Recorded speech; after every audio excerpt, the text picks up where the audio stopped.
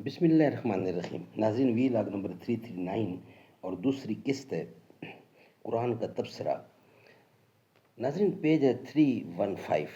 اور ہم آپ کے سامنے رکھ رہے ہیں غزوہ بدر کبریٰ، اسلام کا پہلا فیصلہ کن معرکہ۔ اس کا کچھ بقیہ حصہ ہے وہ ہم آپ کے سامنے رکھ رہے ہیں۔ وی لاگ نمبر 339، آج کی دوسری قسط، پیج نمبر 315، قرآن کا تبصرہ۔ ناظرین، اس کتاب کے رائٹر ہیں مولانا صفی الرحمن مبارک پوری رحمۃ اللہ علیہ۔ الرحیق المختوم اس کتاب کا ٹائٹل ہے۔ سیرت النبی صلی اللہ علیہ وسلم پر دنیا بھر میں اول انعام یافتہ یہ کتاب ہے جو ہم آپ کے سامنے رکھ رہے ہیں۔ ہو رہا ہے ایشیا کا ہر کا دہری نہ چاک، نوجواں اقوام نو دولت کے ہیں پیرایا پوش، گرچہ اسکندر رہا محروم آب زندگی، فطرت اسکندری اب تک ہے گرم ناؤنوش، بیچتا ہے ہاشمی ناموس دین مصطفیٰ، خاک و خون میں مل رہا ہے ترکمان سخت کوش، آگ ہے اولاد ابراہیم ہے نمرود ہے، آگ ہے اولاد ابراہیم ہے نمرود ہے، کیا کسی کو پھر کسی کا امتحان مقصود ہے۔ قرآن کا تبصرہ غزوہ بدر کے متعلق ہم آپ کے سامنے بیان رکھ رہے ہیں۔ اس غزوے کے تعلق سے سورۃ انفال نازل ہوئی جو در حقیقت اس غزوے پر ایک خدائی تبصرہ ہے۔ اگر یہ تعبیر صحیح ہو اور یہ تبصرہ بادشاہوں اور کمانڈروں وغیرہ کے فاتحانہ تبصروں سے بالکل ہی جدا گانا ہے۔ اس تبصرے کی چند باتیں مختصراً یہ ہیں۔ اللہ تعالیٰ نے سب سے پہلے مسلمانوں کی نظر ان کوتاہیوں اور اخلاقی کمزوریوں کی طرف مبذول کرائی جو ان میں فی الجملہ باقی رہ گئی تھی اور جن میں بعض کا اظہار اس موقع پر ہو گیا تھا۔ اس توجہ دہانی کا مقصود یہ تھا کہ مسلمان اپنے آپ کو ان کمزوریوں سے پاک صاف کر کے کامل ترین بن جائیں۔ اس کے بعد اس فتح میں اللہ تعالیٰ کی جو تائید اور غیبی مدد شامل تھی اس کا ذکر فرمایا۔ اس کا مقصود یہ تھا کہ مسلمان اپنی شجاعت و بصالت کے فریب میں نہ آ جائیں۔ اس کے بعد اس کے نتیجے میں مزاج و طبع پر غرور تکبر کا تسلط ہو جاتا ہے، بلکہ وہ اللہ تعالیٰ پر توکل کریں اور اس کے اوپر پیغمبر اسلام پیغمبر محمد مصطفیٰ کی اطاعت کیش رہیں۔ پھر ان بلند اغراض و مقاصد کا تذکرہ کیا گیا جن کے لیے رسول اللہ نے اس خوفناک اور خون ریز معرکے میں قدم رکھا تھا، اور اس ضمن میں ان اخلاق و اوصاف کی نشاندہی کی گئی جو معرکوں میں فتح کا سبب بنتے ہیں۔ پھر مشرکین و منافقین کو اور یہود اور جنگی قیدیوں کو مخاطب کر کے فصیح و بلیغ نصیحت فرمائی گئی تاکہ وہ حق کے سامنے جھک جائیں اور اس کے پابند بن جائیں۔ اس کے بعد مسلمانوں کو مال غنیمت کے معاملے میں مخاطب کرتے ہوئے اس مسئلے کے تمام بنیادی قواعد و اصول سمجھائے اور بتائے گئے ہیں۔ پھر اس مرحلے پر اسلامی دعوت کو جنگ و صلح کے جن قوانین کی ضرورت تھی ان کی توضیح اور مشروعیت ہے تاکہ مسلمانوں کی جنگ اور اہل جاہلیت کی جنگ میں امتیاز قائم ہو جائے اور اخلاق و کردار کے میدان میں مسلمانوں کو برتری حاصل رہے اور دنیا اچھی طرح جان لے کہ اسلام محض ایک نظریہ نہیں بلکہ وہ جن اصولوں اور ضابطوں کا داعی ہے ان کے مطابق اپنے ماننے والوں کی عملی تربیت بھی کرتا ہے۔ پھر اسلامی حکومت کے قوانین کی کئی دفعات بیان کی گئی ہیں جن سے واضح ہوتا ہے کہ اسلامی حکومت کے دائرے میں بسنے والے مسلمانوں اور اس دائرے سے باہر رہنے والے مسلمانوں میں کیا فرق ہے۔ سبحان اللہ، سبحان اللہ۔ ناظرین، نیکسٹ ہیڈنگ ہے متفرق واقعات، پیج 317، اسی کا آخری حصہ ہے متفرق واقعات۔ سنہ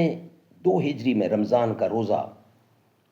اور صدقہ فطر فرض کیا گیا اور زکوٰۃ کے مختلف نصابوں کی تفصیل تعین کی گئی۔ صدقہ فطر کی فرضیت اور زکوٰۃ کے نصاب کی تعین سے اس بوجھ اور مشقت میں بڑی کمی آ گئی، جس سے فقراء مہاجرین کی ایک بڑی تعداد دوچار تھی، کیونکہ وہ طلب رزق کے لیے زمین میں دوڑ دھوپ کے امکانات سے محروم تھے۔ پھر نہایت نفیس موقع اور خوشگوار اتفاق یہ ہے پھر نہایت نفیس موقع اور خوشگوار اتفاق یہ تھا کہ مسلمان اپنی زندگی میں پہلی عید جو منائی وہ شوال سن 2 ہجری کی عید تھی، جو جنگ بدر کی فتح مبین کے بعد پیش آئی۔ کتنی خوشگوار تھی یہ عید سعید، جس کی سعادت اللہ تعالیٰ نے مسلمانوں کے سر پر فتح و عزت کا تاج رکھنے کے بعد عطا فرمائی۔ اور کتنا ایمان افروز تھا اس نماز عید کا منظر، جسے مسلمانوں نے اپنے گھروں سے نکل کر تکبیر و توحید اور تمہید و تسبیح کی آوازیں بلند کرتے ہوئے میدان میں جا کر ادا کیا تھا۔ اس وقت حالت یہ تھی کہ مسلمانوں کے دل اللہ کی دی ہوئی نعمتوں اور اس کی ہوئی تائید کے سبب اس کی رحمت و رضوان کے شوق سے لبریز اور اس کی طرف رغبت کے جذبات سے معمور تھے، اور ان کی پیشانیاں اس کے شکر و سپاس کی ادائیگی کے لیے جھکی ہوئی تھیں۔ اللہ تعالیٰ نے اس نعمت کا ذکر اس آیت میں فرمایا ہے، وَاذْكُرُوا إِذْ أَنْتُمْ قَلِيلٌ مُسْتَضْعَفُونَ فِي الْأَرْضِ تَخَافُونَ أَنْ يَتَخَطَّفَكُمُ النَّاسُ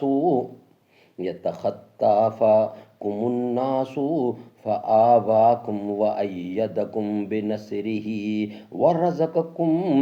مِنَ الطَّيِّبَاتِ لَعَلَّكُمْ تَشْكُرُونَ۔ وَاذْكُرُوا إِذْ أَنْتُمْ قَلِيلٌ مُسْتَضْعَفُونَ فِي الْأَرْضِ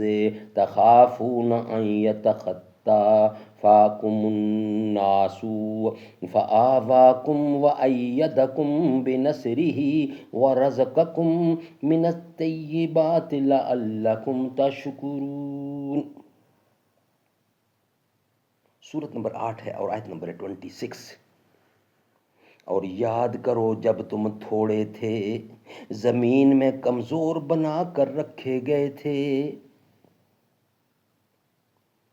اور یاد کرو جب تم تھوڑے تھے اور زمین میں کمزور بنا کر رکھے گئے تھے، ڈرتے تھے کہ لوگ تمہیں اچانک لے جائیں گے، پس اس نے تمہیں ٹھکانہ مرحمت فرمایا اور اپنی مدد کے ذریعے تمہاری تائید کی، اور تمہیں پاکیزہ چیزوں سے روزی دی تاکہ تم لوگ اس کا شکر ادا کرو۔ ناظرین، اس کا ترجمہ پھر دہراتا ہوں۔ اور یاد کرو جب تم تھوڑے تھے، زمین میں کمزور بنا کر رکھے گئے تھے، ڈرتے تھے کہ لوگ تمہیں اچانک لے جائیں گے، پس اس سے تمہیں ٹھکانہ مرحمت فرمایا، پس اس نے تمہیں ٹھکانہ دیا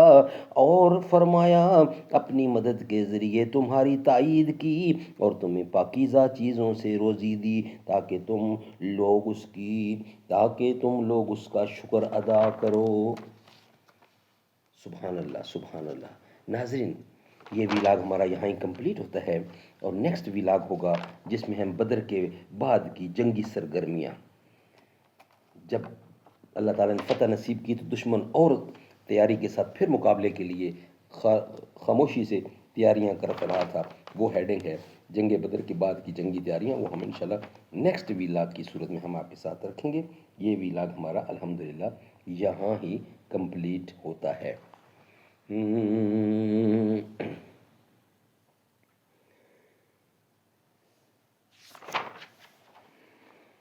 جب دنیا کے بت خانوں میں اصنام کی پوجا جاری ہو،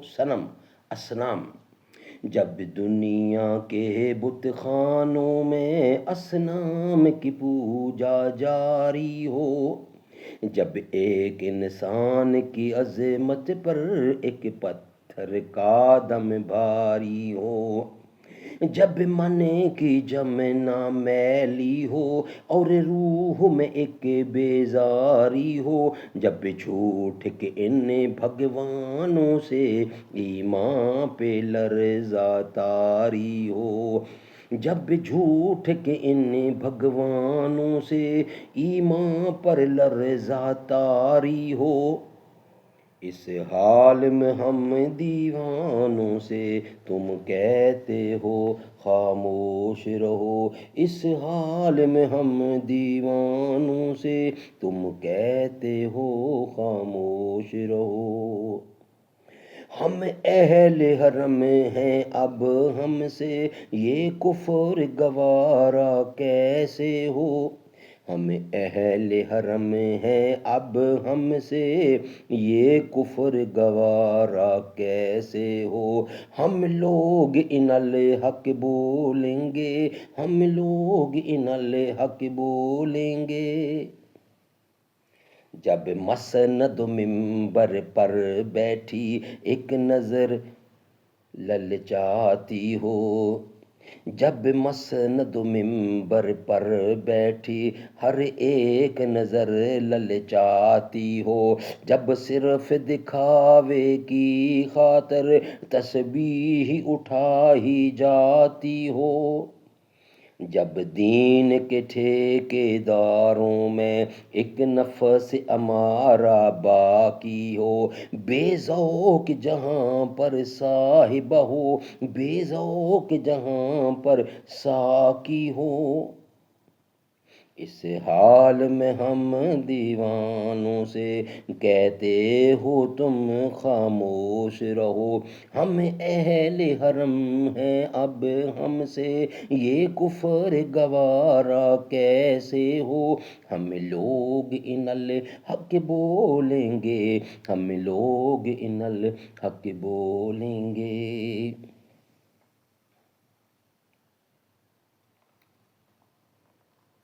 جب اہل خرد کی باتوں پر کچھ جاہل شور مچاتے ہوں، جب بلبل ہو تصویر چمن اور کوے شور مچاتے ہوں،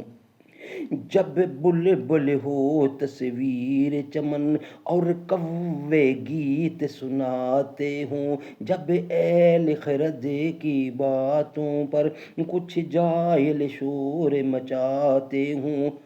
جب چڑیوں کے ان گھونسلوں میں کچھ سانپ اتارے جاتے ہوں، جب چڑیوں کے ان گھونسلوں میں کچھ سانپ اتارے جاتے ہوں، جب مالی اپنے گلشن میں خود ہاتھ سے آگ لگاتے ہوں، جب مالی اپنے گلشن میں خود ہاتھ سے آگ لگاتے ہوں،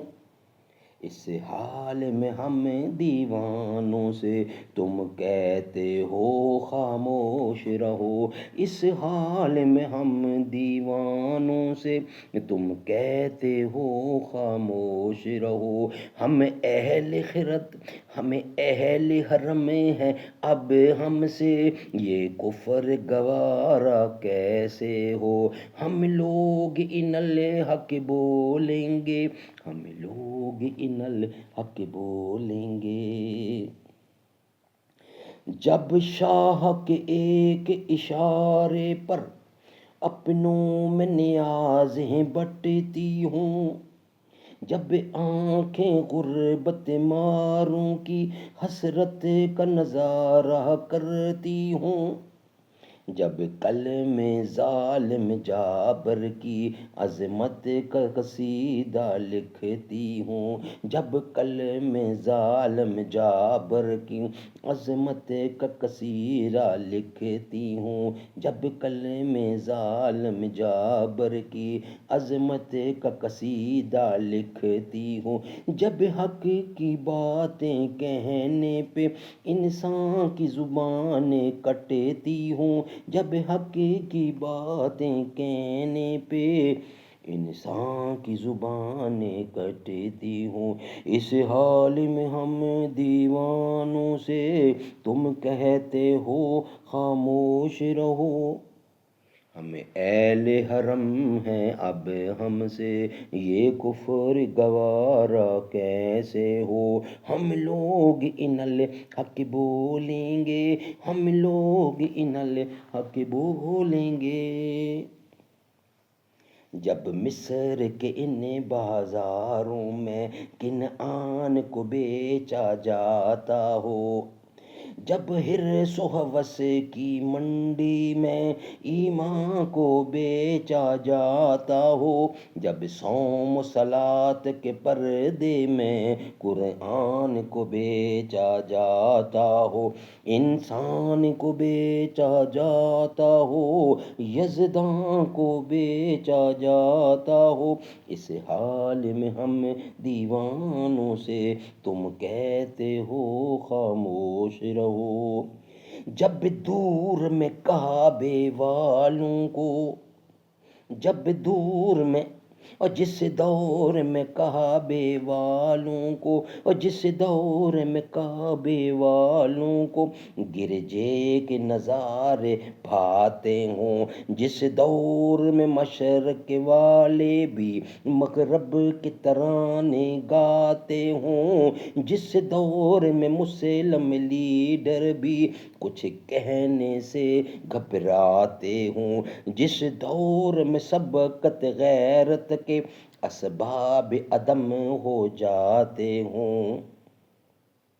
اس دور میں ہم دیوانوں سے، تم کہتے ہو خاموش رہو۔ ہم اہل حرم ہیں اب ہم سے یہ کفر گوارا کیسے ہو، ہم لوگ ان الحق بولیں گے، ہم لوگ ان الحق بولیں گے۔